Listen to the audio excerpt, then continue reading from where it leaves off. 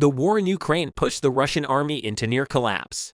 According to the Ukrainian General Staff, more than 180,000 Russian soldiers have been eliminated in this battle. So far, it's estimated that there are 3 times that number of wounded Russian soldiers. All these heavy losses created the danger of the second wave of mobilization in the country. If you remember when Vladimir Putin tried to mobilize hundreds of thousands of his citizens to fight in his invasion of Ukraine, complete chaos, fear, and anger echoed in Russia. Russia was going through one of the most difficult periods in its history. It's estimated that after the Russian invasion of Ukraine in 2022, a total of 900,000 Russian citizens and people living in Russia left Russia, including 300,000 by mid-March of the same year, 500,000 by the end of August, and an additional 400,000 at the beginning of October. After late October, Russian departures slowed, but anti-war protests in Russia escalated. The anger of the Russians and the turmoil in the Russian cities increased even more as anti-war protests escalate. The Kremlin is once again making a decision that angers its citizens. But nowadays, due to the fear of the second mobilization decision, a much heavier process has started in Russia. While the Kremlin was dragging the Russian people into great anxiety with a new mobilization law, hundreds of thousands of Russian citizens began to flee the country and emigrate en masse in 2023, reaching approximately 1 million in 2022. It is foreseen that migration will increase to over 1.5 million by the middle of 2023. So what are the decisions and consequences that cause the Russians to leave their country and emigrate? Let's dive into the details of the socio-political situation in Russia, which angers Russian citizens and pushes them to take a stand against the Kremlin. The Kremlin administration immediately began to seek solutions to replace the lost soldiers. A striking decision came from the Russian leader, Vladimir Putin, in this regard. Recently, Russian leader Vladimir Putin made a shocking decision to stop his citizens trying to escape military service. Vladimir Putin signed the new law preventing desertion from the military. Deputies in the Russian Duma passed the law in both houses of parliament this week. This decision could have major implications for the Kremlin's war plans in Ukraine as it seeks to support Russian forces in anticipation of a Ukrainian counterattack. At a fundamental level, the new law makes it extremely difficult for mostly Russian men, but also Russian women with special skills to evade military service. However, it's already observed that hundreds of thousands of Russian citizens have started to leave the country in addition to 2022. Due to the socio-political effects of the war, the Russians use their only option to get out of this situation. As we mentioned, running away. In addition, the new law brought new applications. Until now, Russian conscripts had to personally go to a conscript's home or workplace to deliver a paper summons. This system will now be replaced by electronic notifications or emails sent through systems, including web portals that Russians use to pay their electricity bills, taxes, and other services. In this way, the Russian authorities will almost forcibly deport their own citizens to the front. The electronic notification will be binding from the moment the Moscow government approves the submission. In this way, the recruitment process will be much faster and the legal process of conscription will now depend on a single button.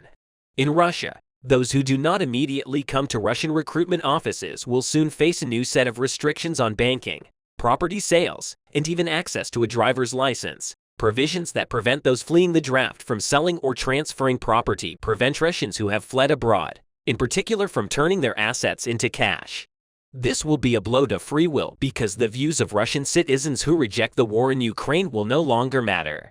In fact, there are millions of Russian citizens in Russia who oppose the Ukraine war. But this decision of President Vladimir Putin confronts Russian citizens with a war they don't want, albeit by force. The chances of Russian citizens objecting to the conscription decision are almost impossible. Prior to this reform, those who refused a military service order faced up to 10 years in prison. Now, the penal sanctions in this regard are still very severe. Meanwhile, the Kremlin officials and lawmakers have made it clear that they view the law as a response to problems in implementing Putin's partial mobilization decree last fall, which called for 300,000 troops to fight in Ukraine. In other words, Putin started a secret mobilization in the country to replace the losses in the Russian army. In fact, this decision by the Russian leader provided reinforcements for the front line. But as we mentioned, It also forced hundreds of thousands of Russians to flee the country to be exempted from compulsory military service. Many anti-war Russian citizens fled service inside the country by changing their addresses or simply claiming they did not see the draft notice. Even now, all Russian borders are starting to move, just as they were at the time of mobilization.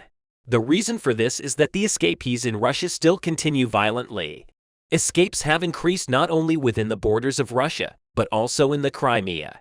Hundreds of thousands of Russians who did not want to participate in the Ukrainian war fled without thinking of the end in order to establish a new order and avoid the effects of the war. As in the mobilization decision, yes, there are millions of Russian citizens who oppose this law, but many Kremlin and Putin supporters, i.e., supporters of the new law, said it was time to close the loopholes that had caused some of the setbacks of last year's mobilization. These statements are seen as signs of a new era of chaos in Russia. But on this issue, the Kremlin insists that the new law by no means signals a second wave of mobilization for Ukraine, although some experts are skeptical whether the Moscow government should call on more Russians or fight will eventually become much clearer in the coming months, especially as Ukraine prepares to launch a counterattack to retake the occupied territories. In fact, in recent months, the Russian military has focused on recruiting volunteers and has offered contract soldiers much higher wages to fight in Ukraine. The Moscow administration has offered Russian citizens who wanted to fight a salary of $2,600 per month. This figure is a huge amount for Russians living in small towns or rural areas in Russia. However, the Moscow administration could not provide a sufficient number of soldiers to its army with full pay. Therefore, Putin has only one option left, and that is to force his citizens into war. Although the Kremlin administration has declared that this situation has nothing to do with mobilization, what is being done in Russia at the moment is just a mobilization. Russian authorities seem to be aware of how unpopular last year's mobilization move was. Nationwide protests and a series of public complaints about the conscripts' lack of equipment and training for the war began. Complaints that Russian citizens usually post in public videos actually made a lot of noise. After these reactions snowballed in Russia, President Putin began to admit that mistakes were made, albeit rare. However, the Moscow administration's decision to make such a decision not only causes an atmosphere of turmoil in the country, as everyone predicts, but also collapses the professional structure within the Russian army. But the only thing that Russian officials are focusing on right now is increasing the number of soldiers in the Russian army. So it's not quality that matters for Russians right now, but quantity. But this situation may even cause the Russians to lose the war because Russian citizens who were forced into the war will not voluntarily serve on the territory of Ukraine. This situation, on the other hand, seems to only aggravate the losses of the Russian army. In the midst of all these setbacks, the Russian Ministry of Defense announced that it planned to increase the size of the army by 30% to 1.5 million soldiers. This figure means adding a few 100,000 more soldiers to the existing ranks, on top of the contracted volunteers. But many prominent war analysts think that Russian leader Vladimir Putin will not be able to achieve this. As a matter of fact, it is very difficult to force someone to do something. Most importantly, the Russian administration is actually signing its own death warrant by forcibly recruiting its citizens. At present, the situation will worsen if Russian citizens face such a decision when they have no confidence in the government due to the Ukraine war. In short, Russian leader Vladimir Putin continues to play the cards in his hand, one by one. However, the cards in the hands of the Russian leader began to run out over time. Russia's return to the difficult days of the former Soviet era seems very close. All minorities in Russia joined the army. But in response to this treatment of the Crimeans, the whole world stood up and very serious protests began to unfold in Crimea. For the Crimeans who were satisfied with the activities of the Ukrainian army, it was time to take back their freedom. The Ukrainian army would have a huge advantage over the Russians because it would be even more impossible for Russia to stay in Crimea, which it was already unable to rule. At the same time as the Russian troops were being defeated on the front line against the Ukrainian army, they were being demoralized by the popular uprisings in Crimea. But thanks to the recent activities of the fighter group in Crimea, the Russian army is being squeezed out of Crimea. And with this, the Crimean fire group contacted Ukraine and took such a step in this region that the Russian troops were at a loss. The Crimean Fire Group, as the name suggests, was looking after sabotaging Crimea. One of these sabotages was of a nature to put the Russian army in a very bad situation. Having gathered the necessary intelligence for this latest sabotage, the Crimeans needed a little support. The Crimean Fire Group did not have enough ammunition as the borders were tightly controlled. To find a solution, the Crimeans contacted Ukraine. Russian intelligence failed to catch this development. Ukraine is known to have smuggled a lot of ammunition into Crimea from the region near Castle, where there is not enough control. At the same time, the Crimean Fire Group has mobilized to inflict enormous damage on the Russians in the region. First of all, the Crimeans started heading towards the place where the Russian army was permanently staying and controlling the area. There was a hotel where Russian soldiers were staying when the Crimean Fire Group pinpointed the exact location of this hotel. The Crimeans moved in as the Russian soldiers left in the morning.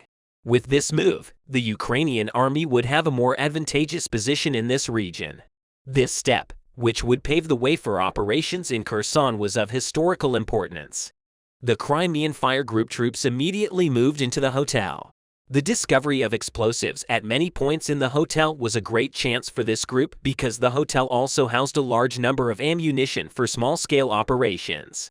Just as the Crimean Fire Group was lining up the explosives, a very big problem was revealed. The Russians took a very big step when the Russian army's investigations into the organization in Crimea came to light. The Crimean Fire Group learned that these documents were being archived at the hotel. In other words, the Russians were going to collect each and every member of this group by making a very large coding. But next to the archive was the data of Russian intelligence personnel. The Crimean Fire Group took this data and burned down the hotel as if it was an electrical fault. This prevented the Crimean Fire Group from being killed. It also allowed the Russian personnel to be identified.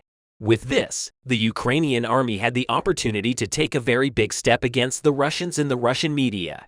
These latest developments were reported as an ordinary fire, but the Russian army, which was tasked with cleaning up the fire, did not have access to personal information. This created a huge tension within the army because the loss of personnel information would allow Ukraine to hunt down those in the Russian army. This situation paved the way for Ukrainian soldiers to take a very big step against Russia, and the purge of the Russian army began. One after another, Russian soldiers started to ask to be transferred from Crimea to a different region. Some of them resigned from their posts as they felt that they were not safe in this region. This situation would make Ukraine's work in this region even easier. Following the latest developments, the Ukrainian army will start to show the reality of the spring operation to the whole world. The Ukrainian army has started to take very big steps against the Russians.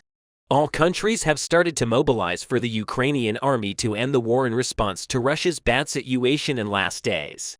The support given to Ukraine and the facts that will enable them to take many steps are of a nature to organize war management in every field. But the support that the Ukrainian army is demanding already shows the whole world that it wants to end the war. The Ukrainian army has begun to turn the tide in its favor as Russia has been facing enormous difficulties lately.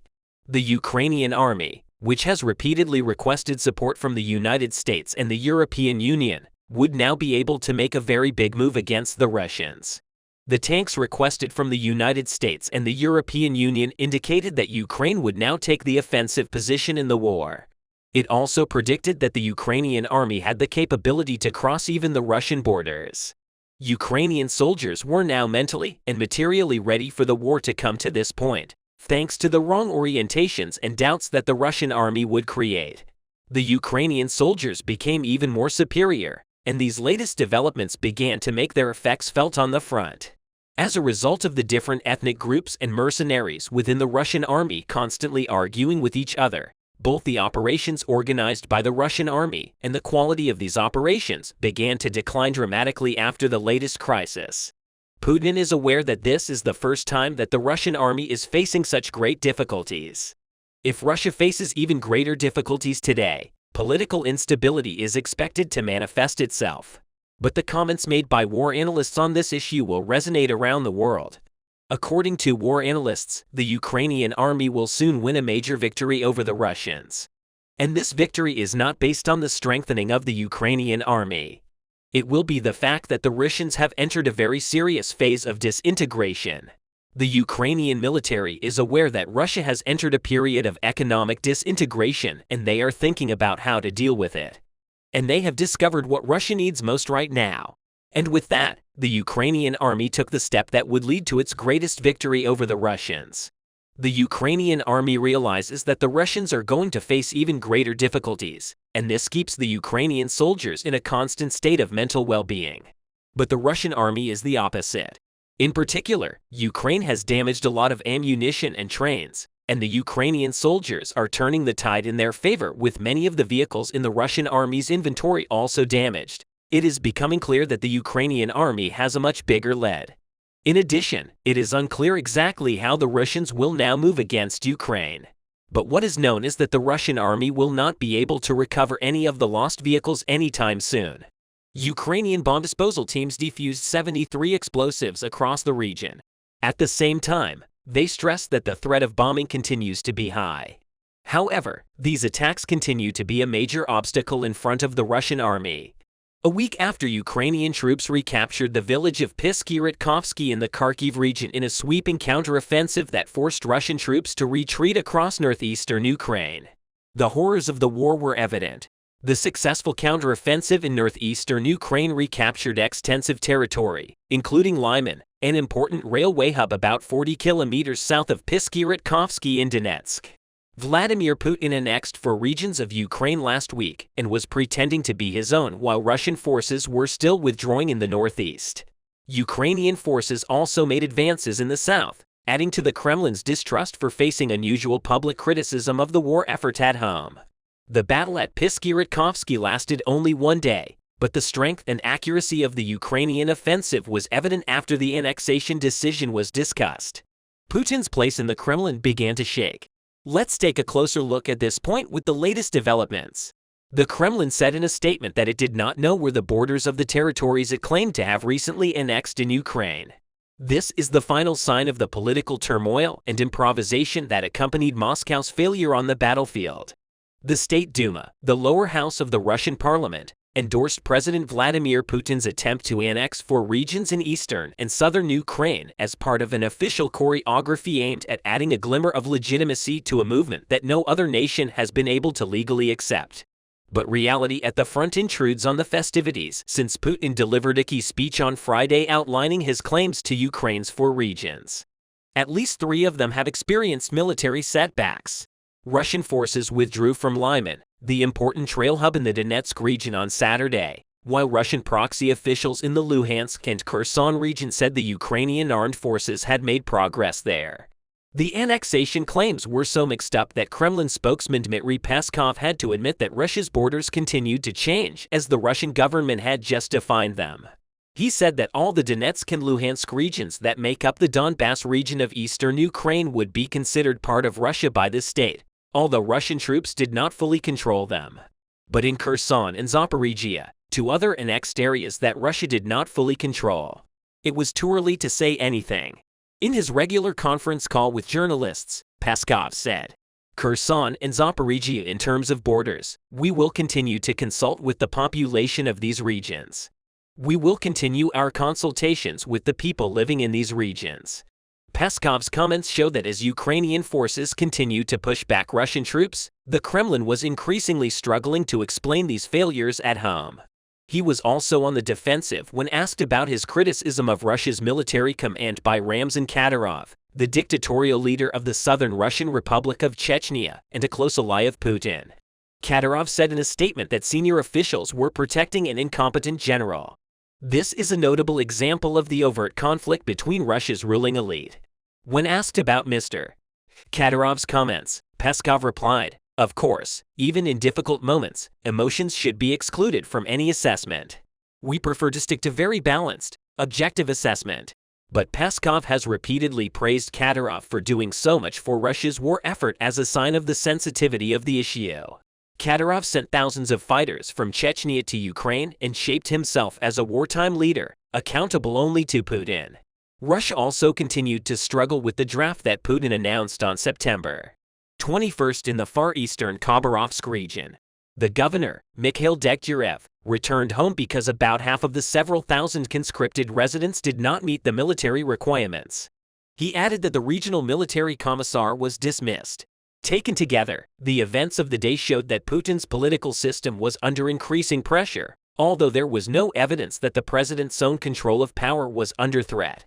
After lawmakers in the Duma voted in favor of Putin's annexation, one of them gave a speech berating the government for lacking the resources needed to properly equip its troops. There are many indications that the link between the Russian army and the Kremlin has been severed almost completely. We know that there was a serious Russian war in Bakhmut. It seems that Putin has a plan to launch a full-scale attack on Kharkiv right after taking Bakhmut. However, the situation there is still uncertain when we look at the war analysis for now. Even if there is a different interpretation from the West, this is the truth. NATO Secretary General Jens Stoltenberg stated that Russian forces are likely to seize the city of Bakhmut soon. The city has been the focus of Putin and his army for several months, after Russian Defense Minister Sergei Shoigu claimed that taking control of the city would allow Moscow troops to advance into Ukraine. Generally speaking, we can say that analysts oppose this approach in light of the escalating conflict. Stoltenberg addressed the European Union's Foreign Affairs Council, emphasizing the critical nature of the current situation for EU defense ministers. Stoltenberg condemned Russia's war of aggression against Ukraine and warned that the situation was not over yet. He said in the past weeks and months we have seen heavy fighting in and around Bakhmut, and that what we've seen is that Russia is attacking with more troops, more force, and trying to make up for what they lack in quantity. According to U.S. intelligence, Russian forces suffer significant losses in the ongoing fighting in Bakhmut, and only 3 out of 10 soldiers sent to the front returned unharmed. Another NATO official reported that Russian troops lost 5 soldiers for every Ukrainian soldier killed in the city's defense. Stoltenberg warned that Bakhmut could fall in the coming days, but stressed that such a hypothetical success would not necessarily constitute a turning point in the conflict. Dmitry Polyansky, Russia's first deputy permanent representative to the UN, insisted that capturing Bakhmut was crucial to the wider goal of liberating Donbass. When all the parameters are examined, Russia has offensive plans, but there is a fact that it did not receive response at the front. For this reason, they are trying to be patient in order to start this work because they are afraid that the result will be very heavy. But we will see together how quickly Putin's impatience will bring about his demise.